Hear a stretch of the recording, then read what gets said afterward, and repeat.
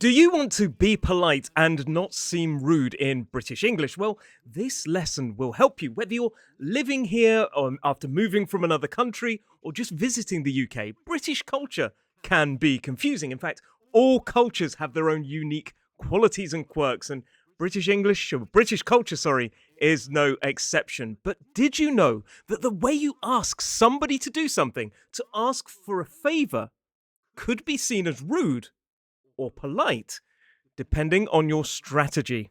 Hello, you wonderful people, and welcome to English Right Now. My name is Roy Woodhouse, your British English teacher. Now, I've been a teacher for nearly 15 years, and I've helped thousands of people from across the world on their journey towards mastering British English, a modern British RP accent, and also learning more about British culture, because I get asked a lot of questions about British culture. So, in this lesson, we're going to focus on how to ask somebody to do something politely and not be rude. Now, some key points before we get started. So, first of all, we need to talk about the politeness theory. Now, the politeness theory is a theory that was developed and proposed by Penelope Brown and Stephen Levinson.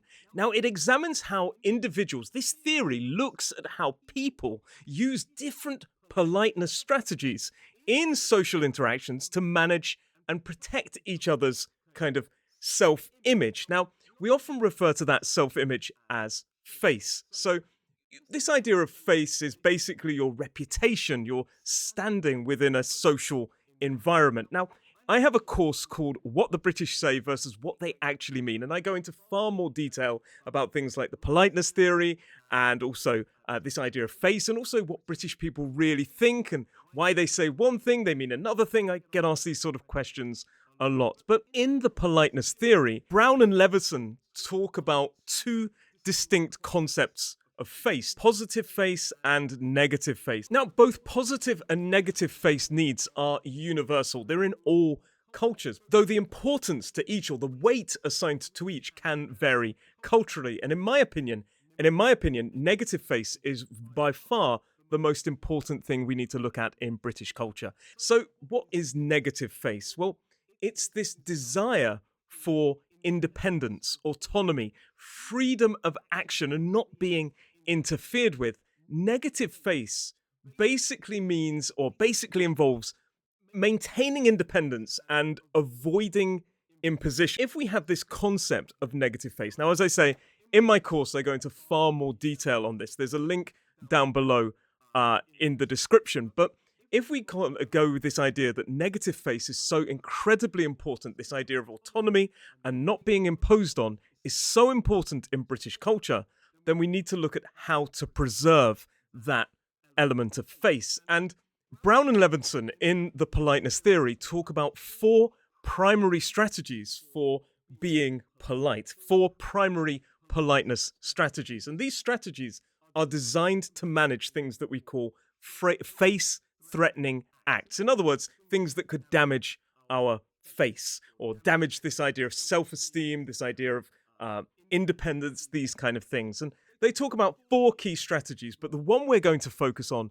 is what we call negative politeness. Negative politeness is designed to preserve that, or not threaten that negative face. In other words, it's designed to not impose and to maintain the hearer's independence or autonomy. Negative politeness protects negative face by showing respect, avoiding imposing on people, and maintaining social distance. It's kind of about being polite, cautious, and deferential. So we tend to be indirect, we tend to use hedging language, and we tend to sort of say things like, if it's not too much trouble.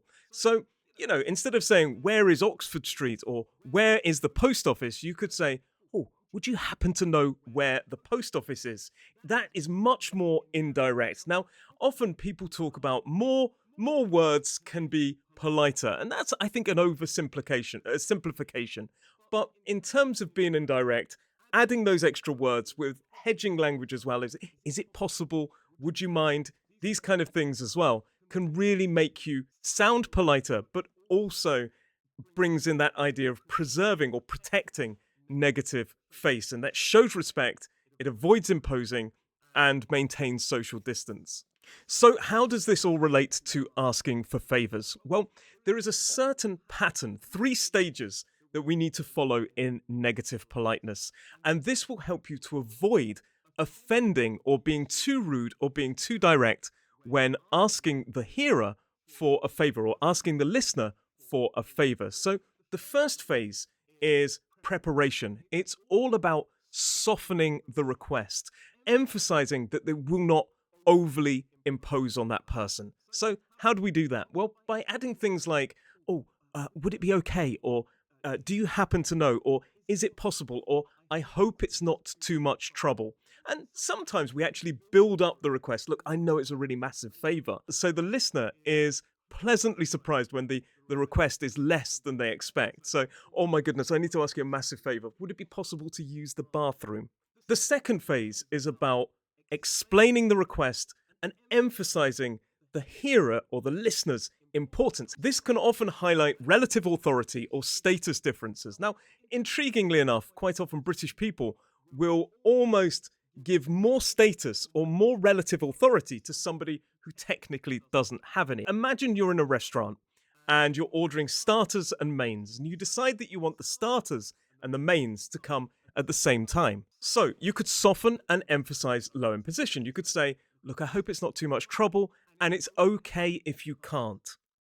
The next thing you could say, as explaining the request, is, would it be possible to get the starters and the mains at the same time? Now, the third and final phase of asking for a favor is offering thanks and compliments in anticipation. So in other words, you preemptively thank and compliment the person. Instead of saying, I would like the mains and starters at the same time, please, what you could do to be far more polite in British culture is follow those 3 steps and say something more like, I hope it's not a problem and it's fine if you can't, but would it be possible to get the starters and mains at the same time, please? I would be really grateful. Thank you so much. Oh, it would be amazing. Now, what I would say is that you don't need to use too many words all the time, not in every single situation.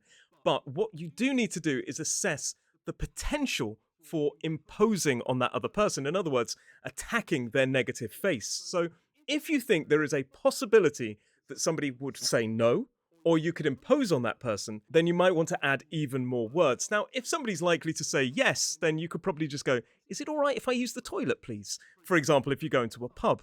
But if there is a sign that clearly says customers only, I hope it's not a problem. I'm not actually a customer. Would it be possible to use the toilet, please? I'm really desperate. I hope that's okay. And they're not likely to say no, even though you are kind of imposing and going against the rules. So following these 3 steps will help you to be much more polite when speaking in British English and asking somebody for a favour. Now, I do go into far more detail on my course, what the British say versus what they actually mean. There is a link down below. But if you want to learn even more about British culture and being polite, check out this lesson. Thank you so much for watching. It's been an absolute pleasure, and I will see you in the next lesson.